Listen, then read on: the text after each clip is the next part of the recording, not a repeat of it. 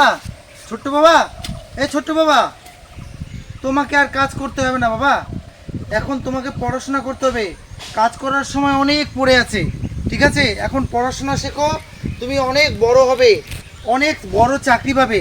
চলো, তোমাকে এখন কোনো কাজ করতে হবে না, তুমি পড়তে যাও। চলো, তোমার মা বকা দিচ্ছে, ওই টিউশন পড়তে যাও, তাড়াতাড়ি যাও যাও যাও, চলো চলো।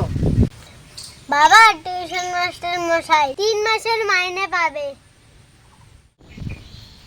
দূর ব্যাং, পড়াশোনা করে কি হবে? কাজ করো বাবা, তুমি কাজ করো, কাজ করো।